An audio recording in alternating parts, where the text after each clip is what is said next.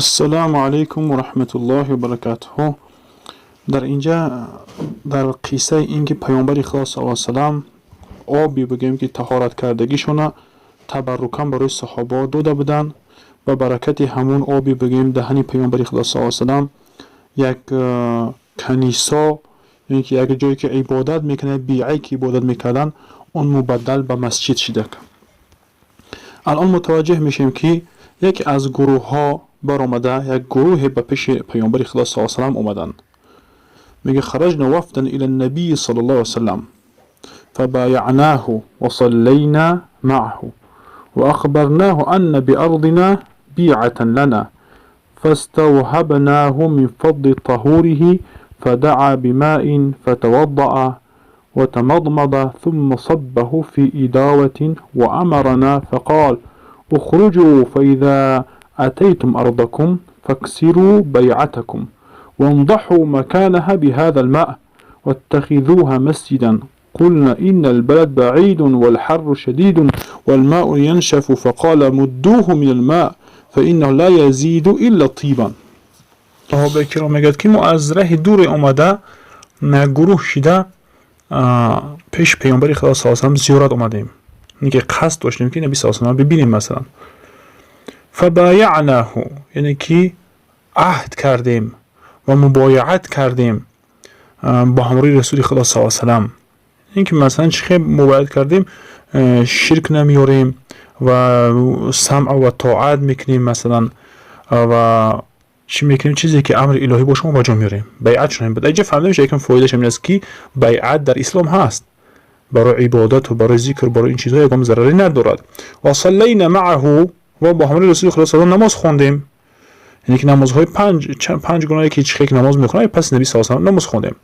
و اخبرناه، و خبر دادیم نبی صلی الله علیه و سلم رو که انا بارضنا بیعه لنا، گفتیم که به زمین ما، گفتیم همو ای زمین یمامه آمدگی بدن، گفتیم که در اونجا بیعه هست برای ما، یعنی که یک معبد برای نصارا هست، برای بگیم که خریستینا که در همونجا عبادت میکردیم در همونجا در زمان جاهلیتیمون.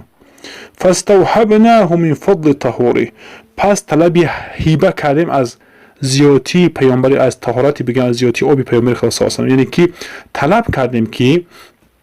ما را بگیم که یگان چی هیبه بتد، اون چی که از ما از آب طهارتش مثلا میغلطد از همون چیکن از همون مودا، مثلا که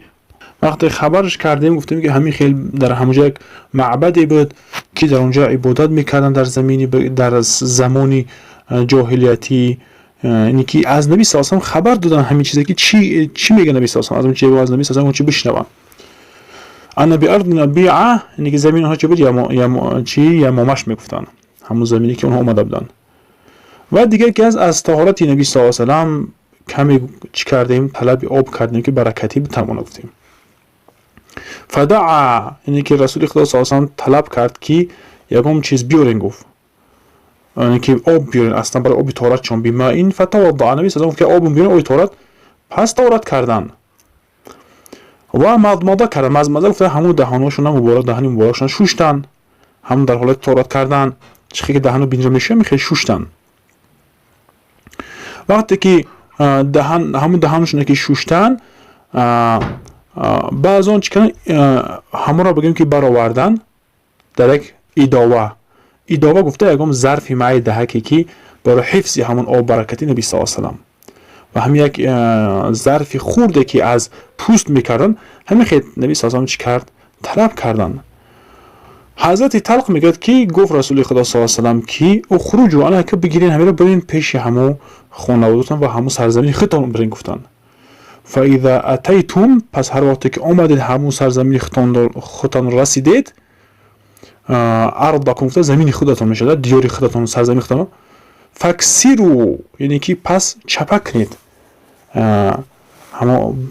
بگیم نیست کنین، بیعتکم، گفته همون جایی که شما در زمان جاهلیت عبادت میکردین، همون مسجدی که بگیم که خریستیانا، یعنی که کنیسا را، یعنی که همون را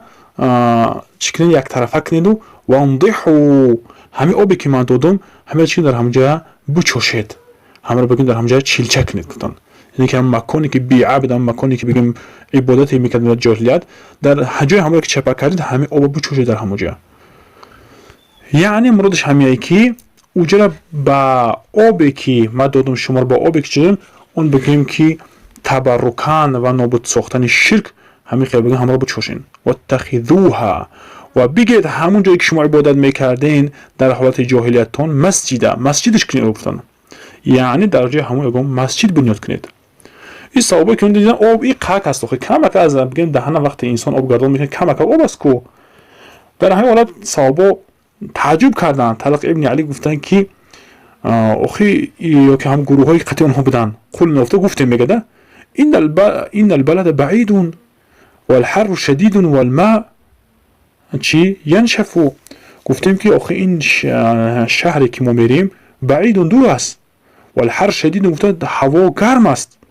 والماء و این آب است که ینشفو گفته ینشفو یعنی که بخار شده میرود. گفتیم پس رسول خدا صلی الله علیه و گفت که مدوه خی در بالای با برزدی قدگر از این آب خودتان، یعنی که زیاد کنین اضافه کنین از هم از آب هیچ باکی ندارد. فإنه یعنی که همون آبی که ما دادم یعنی که همون از آبی طهارتی که ما شما گرفتید لا یزیده یعنی که زیاد نمیکند الا طیبا گفته مگر برکت رو گفته نبی صلی الله علیه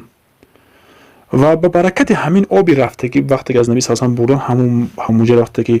چپا کردن و جو مسجد کردن و برکتی هم بگیم آبی دهن نبی صلی الله علیه و در اونجا چوشیدن جو مسجد چید و بگیم که یک جایی عبادتگاه کلان شده رفته میخیل. در دیگر یادتا میگه که با در اونجا اذان گفته شد و نماز خونده شد. در اینجا علما چندین فایده میگرد که از نبی صلی الله علیه و صحابه آبی دهنشون تبرکان گرفته که بدن و دیگری که هست بعضی محدثین میفرمایند بعضی اساتید میفرمایند که اگر همونجا صحابه نمیگفتن که این آب کم است هر آینه همون تا هم سرزمین خودشون میرفتن آبی برکت نبی صلی الله علیه و در او زیاد هم نمیکردن یگون بوکی نداشت نه که پرسیدن برای نبی صلی الله علیه و گفتن که زیاد کنی خیر. و دیگر که هست آبی برکتی از نبی صلی الله علیه و مانند آبی زمزم واری در بالاش یگون چیزی که میریخت یگون تغییرش نمیداد. همین خیل بگیم با برکت و همین خیل بگیم طبیعت آب دیگرگونه طبیعت خوب قطعی میستد آب. در آب زمزم همین خیل چه که تحقیق کردن که وقتی که یک پیاله هم آب بگیم زمزم اگر در یک سطل آبی بگیم عادی ریخته شود هر آینه او آب هم چی میکنه خوب میکند. والله اعلم. السلام علیکم و رحمت الله و برکاته.